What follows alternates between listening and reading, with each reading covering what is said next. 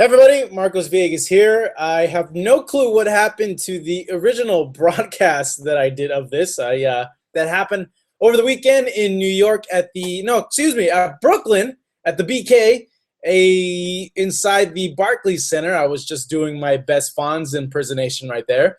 But it was a good fight. I'm going to briefly go over what I said in the original video, and let's go ahead and get things started. Now, the first thing that I touched on was that Daniel Jacobs versus Sergio Mora fight. That was an awesome fight, and that was an awesome first round. It was everything you could hope for in a first round and actually in a fight. Back and forth action, both guys go down. It gets the crowd on their feet, and then in the second round, Mora goes down again, and then that's when the whole injury happens with Sergio Mora. It was good to see Sergio Mora actually come and mix it up and want to fight a guy as opposed to how he would fight way back in the day. Mora has always been a guy that's had this stigma attached to him because of the way he fights, that he's not exciting. When I last spoke to him, which is about maybe a year and a half ago, Sergio had told me that he wanted to change up his style. He wanted to be more aggressive, and he has to start changing his style in order to get shown via TKO because Sergio Mora couldn't continue. Mora, of course, going to the hospital, got a fractured ankle, I believe. And Jacobs, when interviewed after the fight, we're going to get really, really interesting in that fight. We've seen Jacobs vulnerable before. I was there when he got knocked out by Prague. And at that point, Jacobs had a lot of hype. And it's been a long, long road for him to build up that momentum. So his resume that much more outstanding to have a wily and a very hard fight against a Mora, a guy that honestly is very, very hard than have a new fight against Peter Kid Chocolate Quillin. Now, of course, in the main event, we saw Danny Garcia beat Paulie Malignaggi. He retired him, getting him stopped in the 9th round via TKO. Now, as my phone blows up here, let me go ahead and turn it off for you guys. So my impressions of the fight. For one, I don't think Danny is a full welterweight yet. I think that he's going to continue growing at that weight. He just does a little we've seen in these fights. But to me, he's not a full welterweight yet. And you're going to start seeing him growing, I think, into that weight in the next year. And I think power is really going to translate for him when he finally becomes a full-fledged welterweight. So size-wise, he was just a lot bigger than Paulie Malignaggi. He showed great balance in the fight. His footwork was really, really good. His balance was really, really good. It allowed him to get a lot of leverage on shots, land a lot of power shots. And the body work, he just keeps working on the body work. This is a new aspect in Danny Garcia's game is the body work. I love it. I'm a fan of it because he's wearing guys down. And you know what? It was on full display for Paulie, and Paulie was too small. There's nothing Paulie could have done in order to stop and advancing Danny Garcia, who wore him down and eventually stopped him in the 9th round. This whole body work's going to keep seeing him doing. He has the left hook. You know, that's his pen shot. And he didn't really land in the fight because Paulie was elusive and he was looking out for it. He was using his jab really, really well. But the body work is something that I hope to see Danny keep using and keep honing. Now, looking at Danny, it was a good performance. It was a solid performance. Danny is a solid guy. He was an amateur boxer, and Danny knows the basics. He knows the fundamentals. He's proven he's a high-level guy when it comes to that. Excuse me. I'm choking on my chicken tenders that I just ate. He's solid overall. He has the left hook, which is a great left hook, but overall he's solid. He's like when you're playing Super Smash Brothers. You know Captain Falcon has the kick. I see Danny Garcia as Mario in Smash Brothers, where he does everything good, but there's not one thing that really sticks out. But in real life, the one thing that does stick out for him is the left hook. And he has one hell of a left hook, man. So he got a little bit of Joe Frazier in him with that left hook. So this Paulie fight, Paulie showed a really good account of himself. I felt that Paulie was competitive in the fight. Paulie won rounds in the fight. At one point, when it first happened, I was kind of like, wait a second. That cut was open, yes, But I felt Paulie could have gone one more round. And if that stuff would have happened in the next round, then the stoppage I could naturally see happen. It was a good stoppage, but I felt Paulie could have kept going. With that said, Paulie Malignaggi, to me, still has a lot left in the tank. He went up against the 140-pound kingpin. After the fight, he was very emotional. Of course, any fighter that has a fight and then you interview him after, they're going to be very emotional. We've seen time and time again fighters say one thing after a fight and then it changes a week or 2 weeks after the fight. You know, you're very emotional after a fight, man. There's a lot of emotions going through. So he did of a guy. These guys are bigger, stronger. I don't know about faster, but they're bigger and stronger definitely, and they're just overall just too much for him at 147 pounds. I really, really feel that he can win a title at 140 pounds still.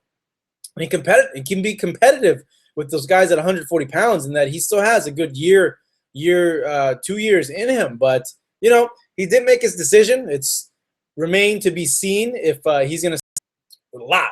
I love it because there's a lot of interesting matchups for him at 147 pounds. I would think at the top of that list, it has to be two people at welterweight that it makes sense.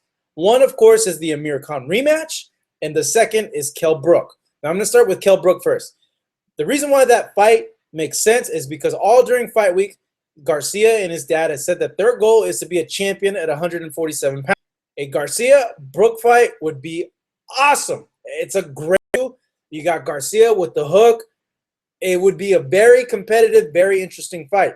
The only problem is, up to this point, Kell Brook, since winning the title, is only fighting in the UK. So it would take a lot. It would take a lot for them to do the workings of this fight and get either Danny to go over there and fight or Kell to come over here and fight. It would be a lot because name-wise, Danny's a bigger name in the U.S., but Kell is the champion. Does that make him the A side? I don't know. I'm not in the business of boxing and everything like that. Now, the second fight that makes sense. Another water. It's good water. It's good to hydrate. It's like 90-something degrees over here in California. Nestle, Pure Life. Rehydrates you when you need it. Okay, so the second fight, Amir Khan. It makes sense for him because there's still doubts for Danny Garcia. People still look at that fight and they say Danny Garcia got lucky. It was a lucky punch. He still has that. No, not at all. He timed it. He timed Amir. Amir was throwing that uppercut and he timed it. That's a counter to the uppercut is the hook, and he timed it. Yeah, you know, he closes his eyes. People bring that up, but you know what? He timed the fight. Okay, you close your eyes when you do a lot of things. You know, so that was a skill thing, man. So, you know, when it comes to that, I feel that fight out of a Kell Brook fight, out of a Porter fight, which would be a great fight, a Thurman fight, which would be great, Guerrero, Algieri, all those guys at 147 pounds. But to me, those are my top two fights for Danny. Now, a Thurman fight would be awesome because we've never seen Danny go up against a power puncher like Keith Thurman at that weight. We've seen him going up against Lucas Matisse, who was a murderous puncher at junior welterweight, and he did really well. He knocked Matisse down, and he won the fight. He took his best punch. Matisse, up to that point, had knocked down every single person, but Thurman's a different beast. He's a lot bigger, and he's a welterweight, so it'd be interesting to see how he deals with that type of power, with the Thurman one-time power. Sean Porter would be a good fight as well. Sean Porter is in his moment right now, has a lot of momentum, coming off a win against Adrian Broner. We haven't seen a mauling pressure style going up against Danny Garcia yet, so it'd be interesting to see how he adapts his style to somebody who would keep constant pressure on him like a Sean Porter. Robert Guerrero would be the same thing as well. That's a good style-up matchup. Guerrero would try to rough up Danny. It'd be interesting to see how he handles that. Chris Algieri, I think he showed a lot of people that he is a guy that can mix it up at that division at 147 pounds. But for me, improvements Amir has made since that first fight. Be really interesting to see that. That's the one thing that me as a fan would just love and sit there like this and just watch the fight, just to see the little nitpicking things, to see how much they've really just eat the canvas, man. That was a great right hand, and really, you know, naturally, the only fight that makes sense. I know that Miesha Tate is in line for that next fight. Miesha Tate's the only fighter that's gone longer than 30 seconds with Ronda Rousey. The last fight, she went 3 rounds with him, but she has to fight Cyborg. At some popped up for Mayweather Pacquiao, and there's this whole issue of the catch weight and really the weight in which these guys are going to fight. Cyborg says 140. How much she weighs when she steps in the octagon. Ronda in judo competed at a higher weight. When she started MMA, she competed at a higher weight than she's now. Ronda, though, is the UFC champion. She's the moneymaker. She's the eighth in history. And especially boxing provides such a big body of work to see what really separates a good fighter from a great fighter to a fighter that we still talk about and will be continued to be talked about decades from now. In boxing, those guys are the Sugar Ray Leonards, the Sugar Ray Robinsons, the Bernard Hopkins. You can make an argument, Floyd Mayweather as well. All these guys have gone up weight classes and fought in champions that people wanted them to see at their weights and beaten them. So Ronda is probably more than likely going to be known as the greatest female mixed martial artist ever. But when I see guys like a Bernard Hopkins moving up 2 weight classes to fight Antonio Tarver and beating him, Sugar Ray Leonard retiring, coming back and fighting Hagler, when you see that, it makes you think, like, come on, like, I know you guys may have a different opinion about it. Love to hear what you guys think. But when I see what these guys have done, it makes me think, like, okay, 135, like, you know, it's impossible for her to make that weight. She just has too much muscle. If she does go down to 135, you're not going to fight her at 100%. And, you know, as an athlete, you always want your opponent to be 100%. So there's no doubts when you beat them that there can be no excuses that come out, all that. And make sure as well, segueing to our ending now, I'm just ranting a little bit, but this week, we're going to go ahead and cover the Postol-Matisse press conference in LA. It's a great fight. It's going to end in a knockout that happens at the StubHub Center coming up in October.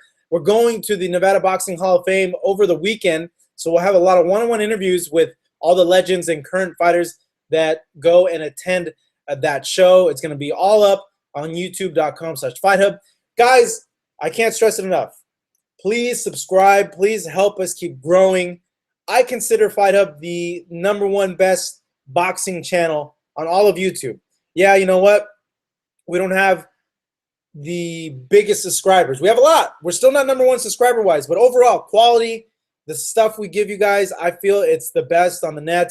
And please keep supporting. Tell your friends, tell your wife, tell your dog, tell your kids, subscribe to youtube.com/FightHub. Go ahead and follow us as well on social media at FightHubTV, on Facebook and on Twitter. So we really appreciate the support, you guys. We do this not only because we love boxing, we love combat sports.